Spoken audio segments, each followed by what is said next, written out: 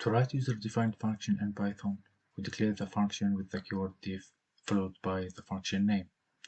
Then we write the arguments inside the opening and closing parentheses of the function.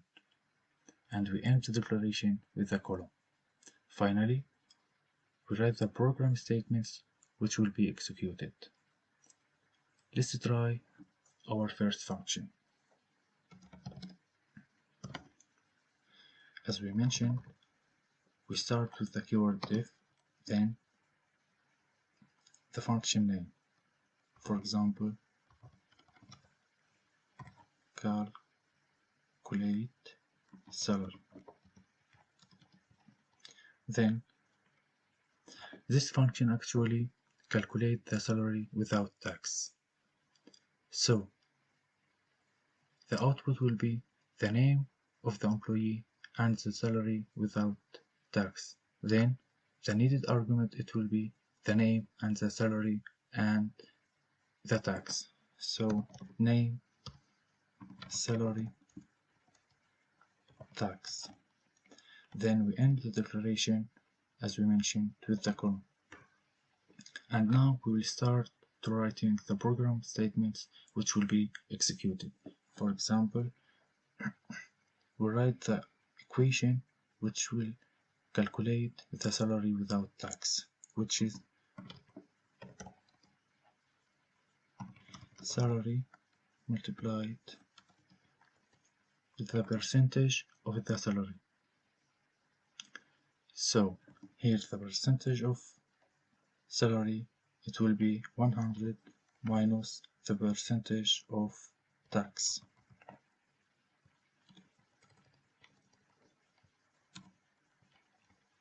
Then it will be divided by 100.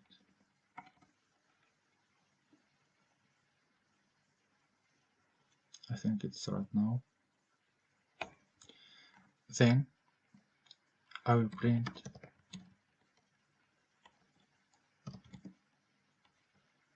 the name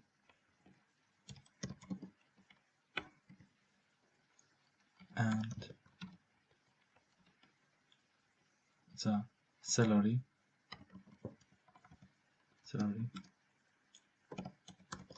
without tax.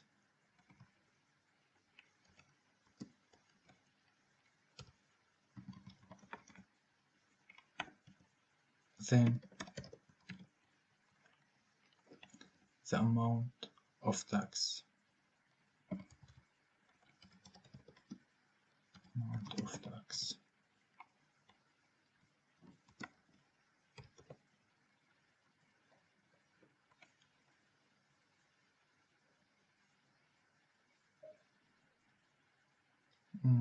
I need to write the equation of the tax. So let's delete it. And that's enough. It's just a simple function, no need to make it long.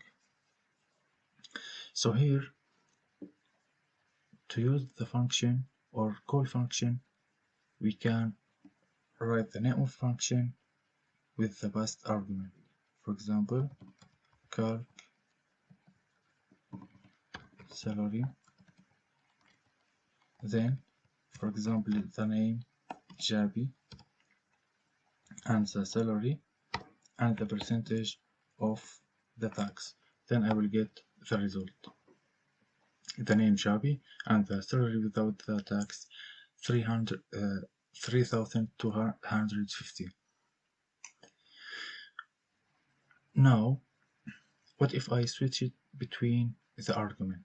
For example, if I write the tax at the beginning. As you can see, we got error, and that's because the order of argument are mandatory. And to solve that or to avoid this problem, we can use the keyword argument. And I mean by that, for example, by calling the function again, we have to write the keyword argument. For example, here the tax, and here the name, and here the salary. And in this case, the order is not mandatory. So let's see. As we can see, no error. It's work perfectly. Now, what if I, for example, ignored one of these arguments? For example, if I want to delete the salary, then I will get this error. The function calc salary missing one required positional argument salary. So, to solve this problem, we can use the default values, which mean in case we didn't pass any value when we call the function, then the default values will be passed. For example, I will redefine this function, but with default values. For example, calc salary, then name, and I will make the name unknown,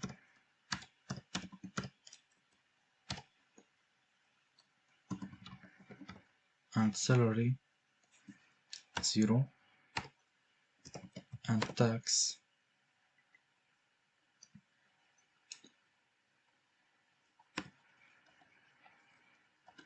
let's make it also 0. Then I will print salary.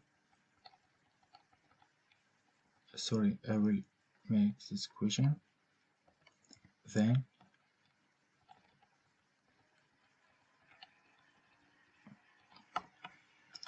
it's better to write it again. So print name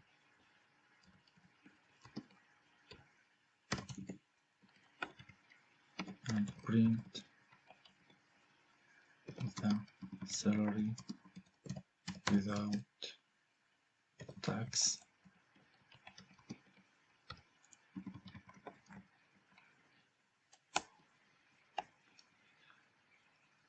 And now, if I call the function without the salary, then it will work. I think that's easy. And now I will finish this chapter with this example. For example, what if I want to use unknown number of argument? For example, the first time I will use just 2 arguments. The next one I will use 1. So in this case, we can use the variable number of argument. For example, if I want to declare a function calculate the sum of many numbers. For example, def sum of number, then here I don't know how many numbers I will pass. So in this case, the variable number of argument is the solution. So we can use it by writing asterisk with any keyword. For example, args. Then I will declare variable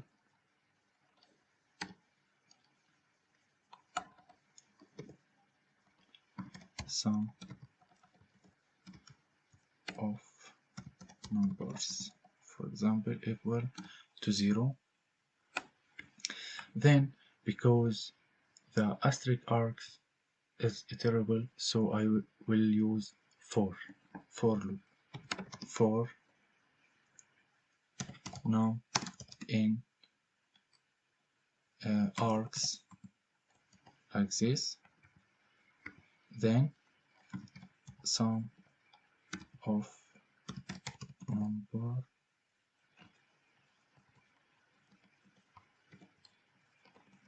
sum of numbers equal to sum of numbers plus none. Here I can write in another way, which is sum of numbers plus equal num, which means sum of numbers equal to sum of numbers plus num. Then I will print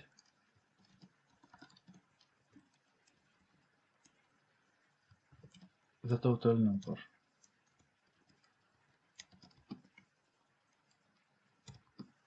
Sum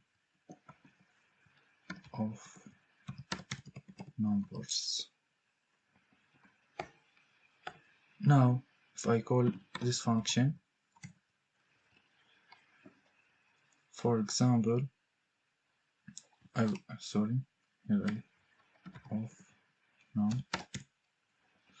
Then, if I call it with one value, then I will go get the result with two values. Then 1 plus 5, 6. If I want to pass many numbers, then I will get the total. So the variable number of argument is powerful and is very useful. Now we learned how to declare function, how to call function. We wrote many examples with different cases. I hope that's useful for you. Thank you for your watching.